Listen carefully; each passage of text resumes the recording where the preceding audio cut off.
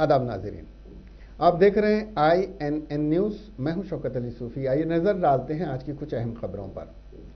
तेलंगाना राष्ट्र समिति सरबराह और चीफ मिनिस्टर तेलंगाना चंद्रशेखर राव ने साबिक वजीर आजम आजहानी PV नरसिम्हा राव की दफ्तर सुराभी वाणी देवी को हैदराबाद रंगारेड्डी महबूब नगर ग्रेजुएट हल्के से पार्टी उम्मीदवार बनाया है। TRS जराये के मुताबिक वो पीर को यानी आज अपना परिचय नामजदगी दाखिल कर चुकी हैं। GHMC के साबिक मेयर बोंतु राममोहन को मौका देने के लिए बड़े पैमाने पर मुहिम के बावजूद इतवार के रोज ही के चंद्रशेखर राव ने गैर मुतवक्को तौर पर उम्मीदवार का ऐलान कर दिया था। Vani Devi Shri Venkateswara group of institution की सरबराह हैं, जिसके तहत कई पेशा वराना कॉलेजेस हैदराबाद के माधवपुर में चलाए जाते हैं। पीर को TRS MLC उम्मीदवार सुराभी वाणी देवी ने ग्रीन पार्क में वाक़ यादगार शहीदान पर क़िराज अक़ीदत पेश किया। बाद अज़ां वाणी जी GHMC के दफ्तर रवाना हो गए और वहां पर उन्होंने अपना परिचय नामजदगी दाखिल किया।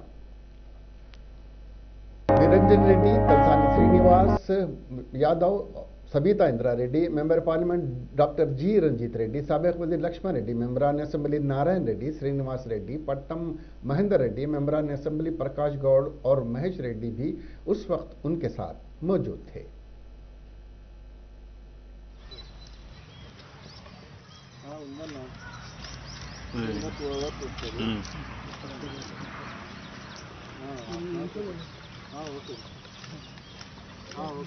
ఇప్పుడే వాణి టీవీ హాస్పిటల్స్లో టీవీ కార్పొరేషన్ వాళ్ళు దర్శించారు.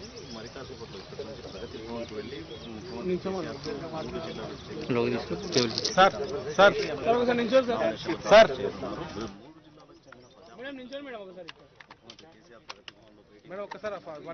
ఎన్నికలకు సంబంధించి ఎలా విజయం సాధించాలన్న అంశంపై స్పష్టమైన వ్యూహాన్ని ముఖ్యమంత్రి కేసీఆర్ నేత చెప్పినప్పుడు చాలా సంతోషం అనిపించింది.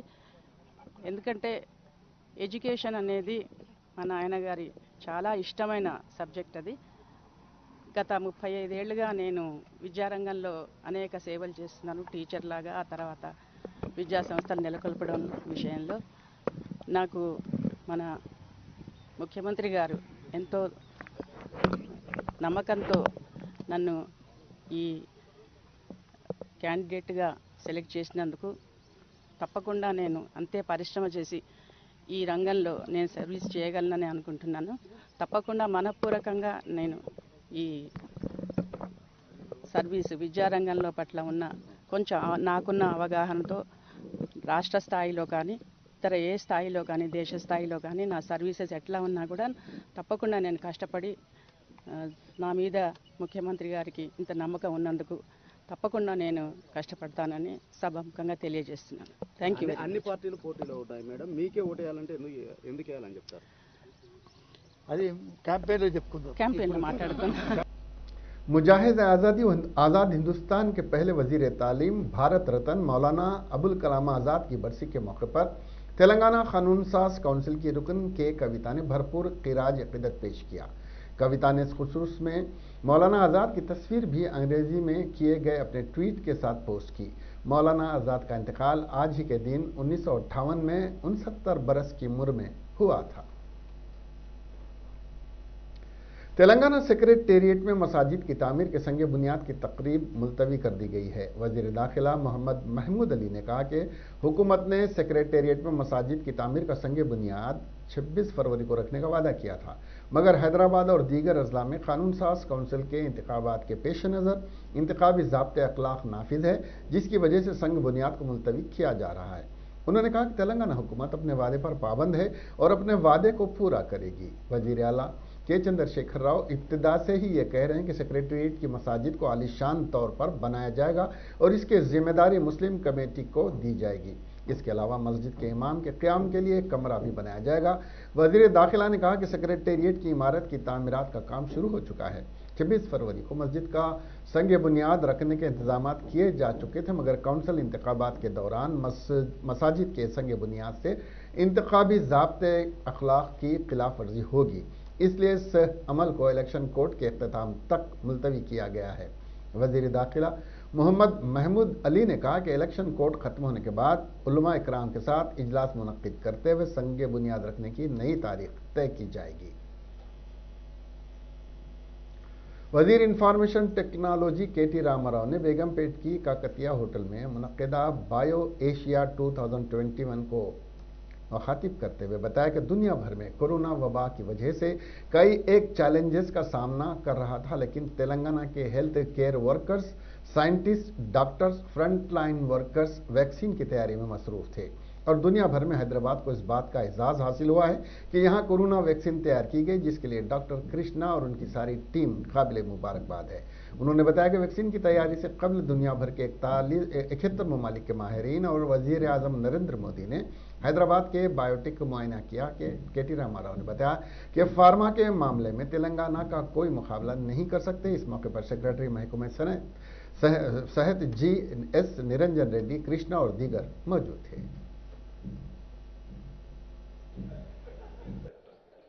Thank you, sirs, for doing the honors.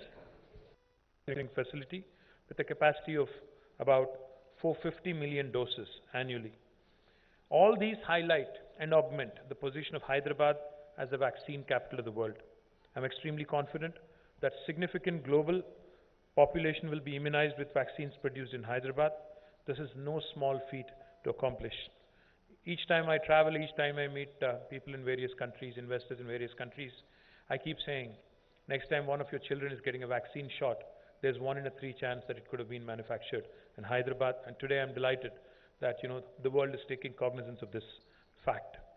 Our dream and vision of growing the life sciences industry in Telangana to over $100 billion looks plausible, and we remain absolutely committed to it. I'd like to highlight that even after the widespread health and economic distress caused by COVID-19 pandemic, the life sciences sector in Telangana has responded brilliantly with resilience and has witnessed tremendous growth during the last year.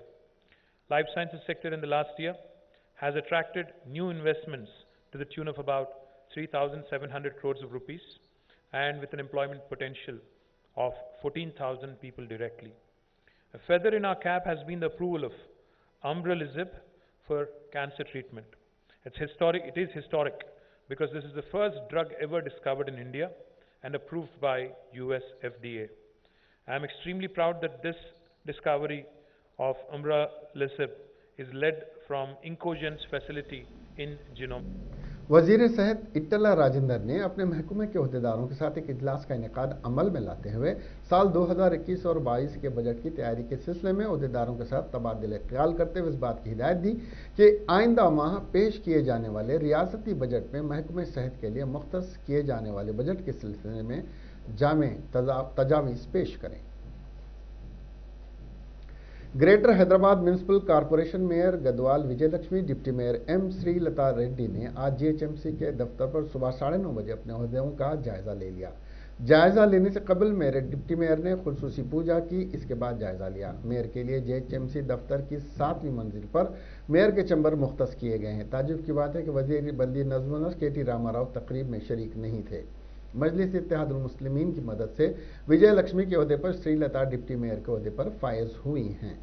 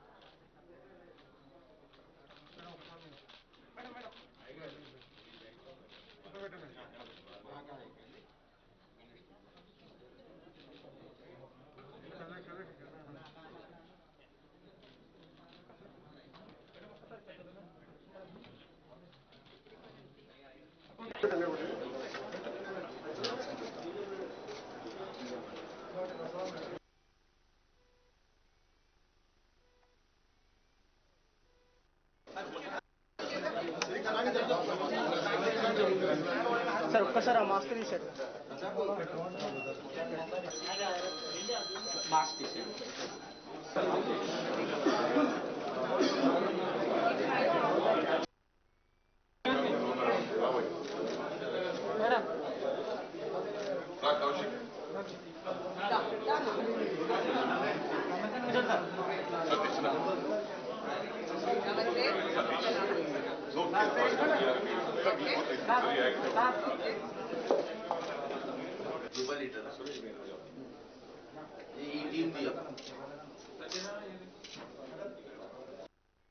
చాంబర్లో కూర్చున్నాను. ఇక్కడికి ఎవరైనా రావచ్చు, అందరూ ఆహ్వానితులే. నేను ఇక్కడ ఒక 3-4 days ఉందాం అనుకుంటున్నాను. ఇంకా టైమింగ్ చూడలేదు, తర్వాత చెప్తున్న టైమింగ్. ఇంకా అన్ని డివిజన్ 150 డివిజన్ల కార్పొరేటర్స్కి కూడా చెప్తున్నాను, ఏ సమస్య ఉన్నా. कारगुजार सदर प्रदेश कांग्रेस कमेटी और रुकने पार्लियामेंट ए रेवंत रेड्डी ने साबिक वजीर आजम पीवी नरसिम्हा राव के खानदान के अफराद से ख्वाहिश की कि वो के चंद्रशेखर राव के जाल में न फंसें। कांग्रेस पार्टी ने पीवी नरसिम्हा राव को मुल्क का सबसे बड़ा एजाज देते हुए वजीर आजम के ओहदे पर फाइज किया था। आज जीएचएमसी के ऑफिस के बाहर INN से गुफ्तगू करते हुए रेवंत रेड्डी ने कहा कि कांग्रेस ने सरपरस्त वजीर आजम के ओहदे पर एजाज से पीवी को नवाजा। आज TRS अपनी शिकस्त को पीवी खानदान पर डालने के लिए उन्होंने ग्रेजुएट इलाके का उम्मीदवार बनाया। अगर KCR को पीवी के अफराद खानदान की अहमियत का अंदाजा है तो उन्हें राज्यसभा के लिए नामजद करे। रेवंत रेड्डी कांग्रेस ग्रेजुएट इलाके उम्मीदवार डॉक्टर चिन्ना रेड्डी के परिचय नामजदगी के अदकाल के बाद कहा कि TRS पार्टी अपनी शिकस्त को छुपाने पीवी के खानदान को कुर्बानी का बकरा बनाया है। रेड्डी श्रीमती सोनिया गांधी जी एक मौका दिए यहाँ पर MLC इलेक्शन के लिए, तो हमारा कैंडिडेट हमारा उम्मीदवार बहुत शानदार है, पढ़े लिखे सो है, जो तेलंगाना आंदोलन 2000 में शुरुआत किए उसके बाद ही तेलंगाना हासिल किए हम लोग। इस दिन मैं एक ही सवाल उठाना चाह रहा हूँ KCR से, आप जो कैंडिडेट को डिक्लेयर किए former prime minister PV Narasimha Rao बेटी को, हम लोग सरपंच से लेकर state minister, chief minister, central minister, prime minister, हर जगह में PV नरसिम्हा राव परिवार को हम मौका दिए। ऐसे परिवार को जो हारने का सीट में MLC बनाने में इसमें वो साजिश है। KCR साहब ने PV नरसिम्हा राव परिवार को अवमान करने के लिए उनके बेटी को टिकट दिए। 2007 में, 2009 में, 2015 में 3 बार यहाँ पर एक ग्रेजुएट MLC इलेक्शन हुए, कभी भी TRS पार्टी नहीं जीती। तो अभी भी जीतने का उम्मीद नहीं है, चाहे 4th प्लेस या 5th प्लेस आने वाले हैं। ऐसे जगह में PV नरसिम्हा राव परिवार को देकर उनके परिवार को अपमान करने के लिए KCR कोशिश कर रहे हैं। उनके परिवार को मेरे तरफ से एक ही रिक्वेस्ट है, KCR के जाल में फंसना नहीं, क्योंकि कांग्रेस पार्टी आपके परिवार को पूरा दुनिया में जितना बड़ा पोजीशन देना है, गौरव देना है, उतना दे दिए। अभी ये छोटे मोटे पोजीशन के लिए KCR के जाल में फंसना नहीं। KCR उनको पहले ही पता है वो हार जाने वाले हैं, इसीलिए हार को PV नरसिम्हा राव के किताब में उनके हिसाब में लिखने के लिए ऐसे काम कर रहा है। तो ये हर किसी कोई मानते नहीं, हम लोग कांग्रेस पार्टी ये एग्रीकल्चर। TRS उम्मीदवार हरके MLC ग्रेजुएट नलगुंडा, खम्मम और वरंगल P राजेश्वर रेड्डी ने आज जनगांव में अपने इंतखाबी मुहिम चलाते हुए राय दहिंदों से मुलाकात की और बताया कि गुज़िश्ता 6 सालों के दौरान तेलंगाना की TRS हुकूमत वज़ीर आला के चंद्रशेखर राव की क़ियादत में मुख्तलिफ सरकारी महकमे जात में बिलखुसूस पुलिस, बरक़ी, पंचायत राज और RNB और दीगर में बड़े पैमाने पर तक़र्रुरात अमल में लाए। मुस्तक़बिल में 50,000 जायदादों पर तक़र्रुरात अमल में लाए जाएंगे।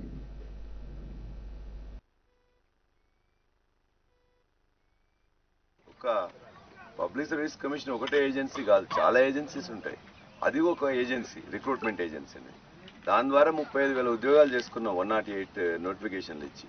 అది గంటా చక్రపాణి గారు మన గవర్నర్ దగ్గర ప్రజెంట్ చేశారు. చేస్తే అగో మీ 35,000 చెప్పింది కదా మీ ఓడు, అంటే మీరు 35,000 ఇచ్చింది కదా, ఇంకా 65,000 ఎప్పుడు ఇస్తామని కొంతమంది క్వశ్చన్ చేశారు. 35,000 అనేది పబ్లిక్ సర్వీస్ కమిషన్ అతి పెద్ద రిక్రూట్మెంట్ ఏజెన్సీ. వాళ్ళ పోలీస్ డిపార్ట్మెంట్ 32,000 ఉద్యోగాలు ఇచ్చుకున్నాం. 32,000 ఉద్యోగాలు 8 నోటిఫికేషన్లు ఇచ్చి ఎప్పుడు ఇబ్బంది కాకుండా అన్ని ఇచ్చినాయని కూడా 31,900 చేంజ్ ఉంటే అన్ని చేసుకున్నాం. ఇవాళ మరలా కూడా దరిదాపుగా 10-12,000 ఉద్యోగాలు మళ్ళా పోలీస్ డిపార్ట్మెంట్లో వస్తాయి. नलगुंडा वरंगल खम्मम से बीजेपी हल्के ग्रेजुएट एमएलसी उम्मीदवार प्रेमेंद्र रेड्डी ने अपने पर्चे नामजदगी के डिस्ट्रिक्ट कलेक्टर नलगुंडा ऑफिस में दाखिल किया। इस मौके पर सदर रियासती बीजेपी और रुकन पार्लियामेंट बंडी संजय और दीगर कैदीन मौजूद थे।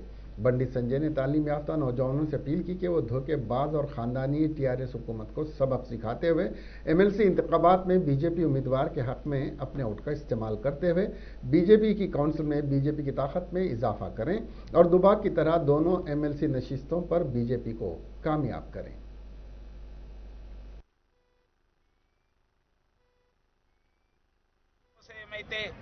మన ముక్కు పచ్చలారని అనేక మంది తెలంగాణ బిడ్డలు తెలంగాణ కోసం తీవ్రంగా తప్పించి తమ యొక్క ప్రాణాలు అర్పించారో బలిదానం చేశారో ఆ బలిదాన త్యాగాలపైన ఏర్పడ్డ ఈ ప్రభుత్వం అమరవీరుల ఆశయాలను తుంగలో దొక్కింది।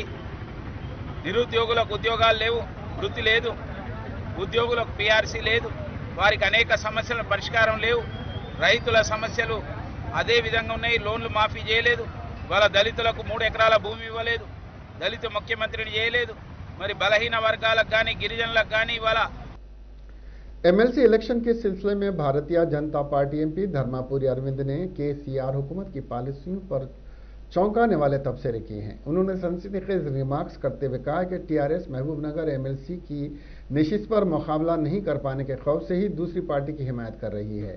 अरविंद ने कहा कि रियासत की अवाम टीआरएस को किसी भी इंतखाब में शिकस्त देने के लिए तैयार है। उन्होंने यकीन दिलाया कि बीजेपी उम्मीदवार रामचंद्र राव हैदराबाद के रंगारेड्डी महबूबनगर ग्रेजुएट हल्कों से कामयाबी हासिल करेंगे। उन्होंने तनकीद करते हुए कहा कि साबिक वजीर आजम आंजहानी पीवी नरसिम्हा राव की बेटी वानी को चीफ मिनिस्टर के चंद्रशेखर राव ने उम्मीदवार के तौर पर मुकर्रर किया है, जिससे ऐसा लगता है कि टीआरएस को शिकस्त का खौफ सता रहा है, इसलिए ही दूसरी पार्टी की तायद कर रहे हैं।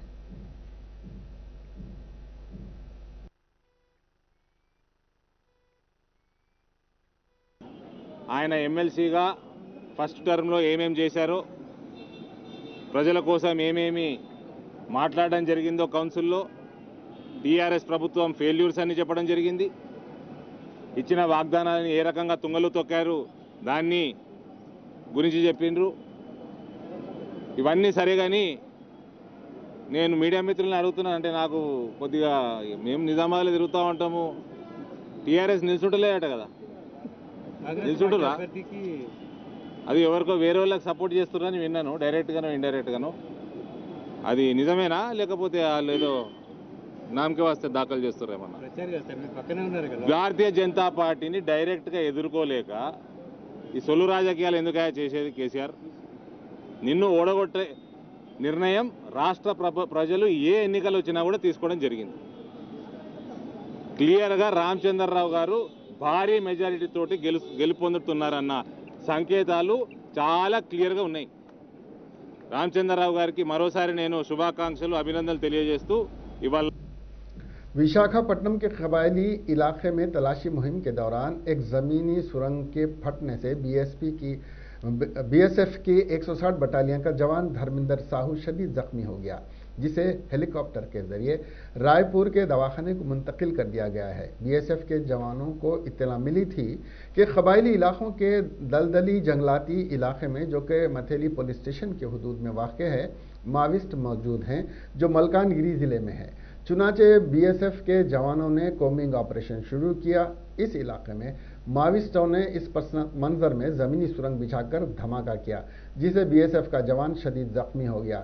इस धमाके से सहमे हुए जवान जब सदमे से बाहर आए तो उन्होंने माविस्टों के फायरिंग के जवाब में अपने बचाव में फायरिंग शुरू कर दी, ताहम माविस्ट बच निकलने में कामयाब हो गए। सिक्योरिटी फोर्सेस मफरून माविस्टों को तलाश करने के लिए सर्च ऑपरेशन शुरू कर दिया है। भारतीय जनता पार्टी के उम्मीदवार ग्रेजुएट हल्का एन रामचंद्र राव ने वजीर आला के चंद्रशेखर राव पर इल्जाम आयद किया कि वो अपनी नाकामी को छुपाने साबिक वजीर आजम पीवी नरसिम्हा राव के दफ्तर को ग्रेजुएट हल्के से उम्मीदवार बनाया है। INN से बात करते हुए एन रामचंद्र राव ने कहा कि पीवी नरसिम्हा राव के खानदान की अक्सरियत बीजेपी के साथ है और आज पीवी नरसिम्हा राव के पोतरे पीवी सुभाष ने एन रामचंद्र की तायद पर्चा नामजदगी दाखिल किया। एन रामचंद्र ने कहा कि उन्होंने अपनी म्याद के दौरान बेरोजगारी, असातिज़ा के मसाइल के अलावा कई अहम उमूर पर कानून साज काउंसिल में हुकूमत पर दबाव बनाया है।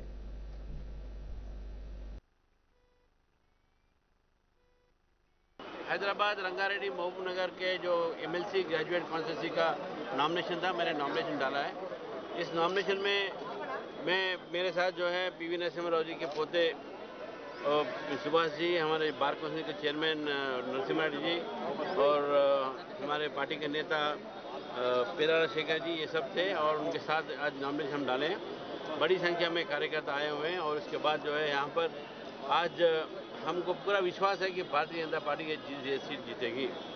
यहाँ पर मुख्यमंत्री भी खड़े हैं तो वो भी हारेंगे, उनका बेटा भी खड़े तो हारेंगे। ये सीट बीजेपी के लिए रिजर्व है। बीजेपी के लिए आज जनता हो या पढ़े लिखे वो लोग हो, आज बीजेपी को जिताने के लिए तुले हुए हैं। उनका संकल्प है, वो जिताएंगे। मैंने 6 साल से कई काम किया, मैंने जनता के लिए काम किया है, एजुकेटेड पीपल के लिए काम किया है, स्टूडेंट। चीफ मिनिस्टर के चंद्रशेखर राव महबूबनगर हैदराबाद रंगारेड्डी ग्रेजुएट जुमरे के टीआरएस उम्मीदवार के तौर पर साबिक वजीर आजम पीवी नरसिम्हा राव के दफ्तर वाई वाणी को पार्टी टिकट दिया है, जिसके बाद से कांग्रेस पार्टी कायदीन में हलचल मच गई है। इस सिलसिले में कांग्रेस के सीनियर कायद पूनम प्रभाकर ने रद्दमल का इजहार करते हुए कहा कि टीआरएस पार्टी वाणी को एमएलसी का टिकट देकर सियासी मफाद हासिल करने की कोशिश कर रही है। उन्होंने कहा कि अगर टीआरएस वाकई पीवी नरसिम्हा राव से मोहब्बत रखती है और उनकी दफ्तर का एहतराम करती है तो उनकी दफ्तर वाणी को राज्यसभा का रुकन बनाए या फिर गवर्नर के कोटे में नामजद एमएलसी बनाए। उन्होंने टीआरएस पार्टी को शदीद तनकीद का निशाना बनाया। హైదరాబాద్ ఎమ్మెల్సీ అభ్యర్థిగా గౌరవ పివి నరసింహారావు గారి కూతుర్ని అభ్యర్థి చేసి టీఆర్ఎస్ పార్టీ రాజకీయ లబ్ధికి ఆలోచన చేస్తూ ఉంది. తలసాని శ్రీనివాస్ యాదవ్ మాట చూస్తూ పివి నరసింహారావు గారిని గౌరవించి అభ్యర్థులంతా రాజీనామా చేయాలి, విడ్రా కావాలంటా ఉన్నాడు. నేను అడుగుతా ఉన్నా, నిజంగా పివి నరసింహారావు గారి మీద ప్రేమ ఉంటే, తెలంగాణ బిడ్డగా మీరు గౌరవించాలనే ఆలోచన ఉంటే వాణి అక్క గారికి రాజ్యసభ ఇవ్వండి, లేదా గవర్నర్ కోటలో నామినేటెడ్ ఎమ్మెల్సీ ఇవ్వండి. అభ్యర్థులు ఎవరు దొరకక పోటీ పెట్టాలా లేదా అనే ఆలోచనలు ఉన్నటువంటి సందర్భంగా పివి నరసింహారావు గారి కుటుంబాన్ని రాజకీయ లబ్ధికి ఉపయోగించుకునేటువంటి నీచ స్థితికి దిగజారినారు మీరు ఇలా రాజకీయాల్లో. నేను ఒకటే డిమాండ్ చేస్తా ఉన్నా, పివి నరసింహారావు గారి కుటుంబాన్ని నిజంగా మీ పార్టీ గౌరవించినట్టయితే వాడి అక్క గారికి, పివి నరసింహారావు గారి కూతురికి రాజ్యసభ ఇవ్వండి, ఇంకేదని ఇవ్వండి. కానీ ఈ విధంగా గెలవలేని ఎమ్మెల్సీ స్థానం ఇచ్చి వారిని అవమానపరిచే ప్రయత్నం చేయదని టీఆర్ఎస్ పార్టీని డిమాండ్ చేస్తా ఉన్నా. వాని అక్క గారి मुंबई हाई कोर्ट ने इनकलाबी राइटर्स एसोसिएशन के रहनुमा वरवरा राव को मशरूत उबूरी जमानत मंजूर कर ली है। जस्टिस एस शिंदे और मनीष पटेल के 2 अददी बेंच ने ऐलान किया कि तबीयत खराब होने की वजह से उन्हें 6 माह के लिए जमानत मिल जाएगी। वरवरा राव जो 28 अगस्त 2018 को कोयलगिरी परिषद भीमा कोरेगांव केस में गिरफ्तार हुए थे, अदालती रिमांड में हैं और उन्हें मुकदमे का सामना है। उन्होंने सेहत की बुनियाद पर जमानत के लिए मुंबई हाई कोर्ट में दरखास्त दायर की है। ताहम हाई कोर्ट ने 2 तरफा ट्रिब्यूनल और वरवरा राव को जमानत मंजूर कर ली, जिसने उसे अगले 6 माह तक मुंबई नहीं छोड़ने का हुक्म दिया। इस तरह यह भी मशवरा दिया गया था कि इस मुकदमे की समाअत के हवाले से कोई अवामी बयानात न दिए जाएं और कोई भी इस मामले में मुलजिम से बात न करे। अदालत ने फैसला दिया कि अगर 6 माह बाद भी इसकी सेहत बेहतर नहीं हुई तो उसे जमानत के लिए दोबारा दरखास्त देनी होगी। वजीर पंचायत राज एराब अली दयाकर राव ने कहा कि मुल्क में पार्टी के हर मेंबर को इंश्योरेंस पॉलिसी की सहूलत फराहम करने का सेहरा टीआरएस के सर जाता है। जिले वरंगल के रायपर्ती मंडल आरेगुड़ेम से ताल्लुक रखने वाले कांग्रेस पार्टी के 30 कारकुन टीआरएस पार्टी में शमूलियत इख्तियार कर ली है। हनमकुंडा में मुनक़दा शमूलियती तकरीब में वजीर इटाला राजेंद्र ने पार्टी को खंडवा पहनाकर उनका पार्टी के वर्कर्स पार्टी में इस्तकबाल किया। इस मौके पर वजीर एराब अली दयाकर राव ने शमूलियती तकरीब से खिताब करते हुए कहा कि टीआरएस मुल्क में 60 लाख टीआरएस मेंबरशिप को ऑनलाइन करने वाली वाहिद जमात है। उन्होंने कहा कि पार्टी में शामिल होने वाले हर मेंबर काबिल एहतराम है। पार्टी में शामिल होने वालों में याड़ा महेंद्र, उपेंद्र, अनुमला याकिया, सुधाकर नागिया और दीगर शामिल हैं। बैंक के 3 मुलाजिमीन को कोरोना वायरस से मुतासिर होने के बाद बैंक की सरगर्मियों को रोक देने का वाकया तेलंगाना के जगत्याल जिले में पेश आया। तफसीलात के मुताबिक मेटपल्ली टाउन के state bank of India branch में 3 मुलाजिमीन को कोरोना वायरस से मुतासिर हुए हैं, जिसके बाद ओहदेदारों ने बैंक की सरगर्मियों को रोक दिया और बैंक में केमिकल के छिड़काव को अंजाम दिया। वाज़ेह है कि रियासत में फिर एक मरतबे कोरोना वायरस के केसों में इजाफा हुआ है। 3 दिन कबल करीमनगर जिले के एक गांव में 37 अफराद कोरोना वायरस से मुतासिर हो गए थे, जो एक शख्स की आखिरी रसूमात में शिरकत करने के लिए गए थे। तेलंगाना के महबूबाबाद जिले के एक गांव में सोशल मीडिया के जरिए एक वीडियो के तेजी के साथ वायरल होने के बाद मुकामी अफराद में भूत का खौफ पाया जाता है। जिले के जंगली गोंडा गांव के नवाह में वाक़े एक टीले पर सफ़ेद रंग के कपड़ों में एक शख्स को दिखाया गया है, जो घूम रहा है। इस मुख्तसर वीडियो के वायरल होने के साथ ही मुकामी अफराद में तशवीश की लहर दौड़ गई। यह वीडियो रात के वक्त बनाया गया है, जिसको गांव के मुख्तलिफ व्हाट्सएप ग्रुप्स में शेयर किया जा रहा है। 1500 की आबादी वाले इस गांव में इस वीडियो के बाद लोग रातों को जाग रहे हैं। मुकामी अफराद ने ओहदेदारों से ख्वाहिश की कि उनको इस भूत से नजात दिलाएं।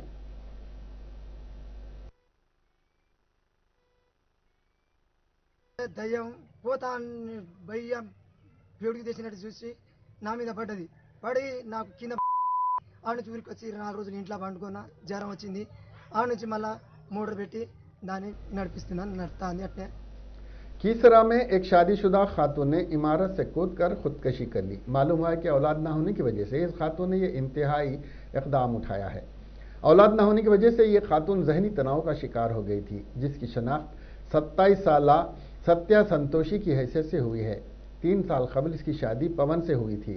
ये दोनों कीसरा श्रीनिवास नगर में रहते थे। पुलिस ने बताया कि इतवार की रात इस जोड़े ने किसी बात को लेकर झगड़ा किया, जिसके बाद खातून ने बिल्डिंग से छलांग लगाकर यह इंतहाई इकदाम किया। मुकामी लोगों ने इस वाक़े की इत्तला पुलिस को दी। मुकाम पर पहुंची पुलिस ने लाश को पोस्टमार्टम के लिए दवाखाना मुंतकिल किया और एक मुकदमा दर्ज करके तहकीकात कर रही है। जिले मुलुगू के वाजिडू मंडल में तेंदुए की हलचल से अवाम में खौफ का माहौल देखा जा रहा है। बताया जा रहा है कि मुकामी नौजवान ने जिले के मजाफात कोंगाला झरने के करीब जंगल में दरख्त पर शेर को देखा, चीते को देखा। मुकामी लोग खौफ हिरास की हालत में हैं। ताहम ये चीता जिस इलाके में घूमता हुआ नजर आ रहा है वो रिहायशी इलाके से 2 किलोमीटर दूर है और लोग अपने घरों से बाहर निकलने के लिए घबरा रहे हैं। जबकि इस बात की इत्तला महकमे जंगलात के ओहदेदारों को दी गई है, जिसके बाद महकमे जंगलात के ओहदेदार चीते की तलाश कर रहे हैं।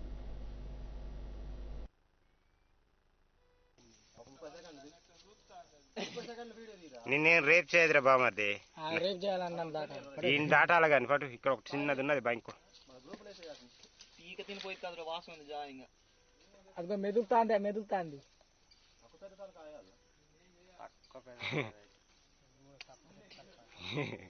అరే రే ఊరుకోతారు దిగుతాని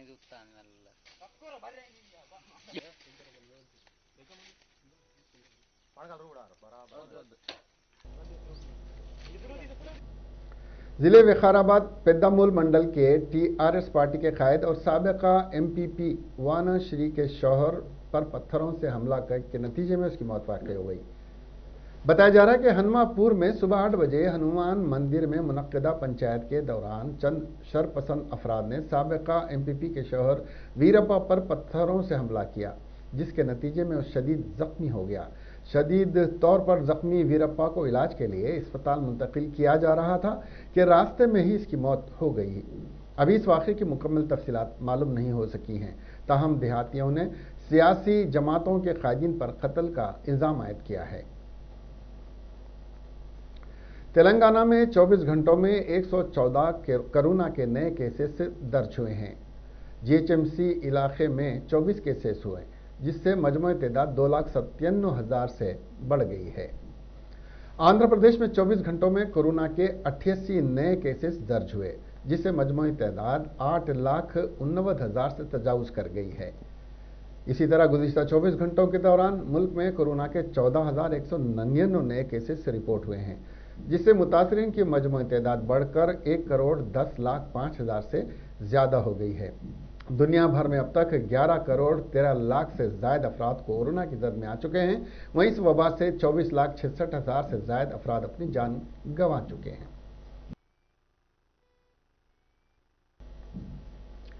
इसके साथ ही ये खबरें यहीं ख़त्म हुई।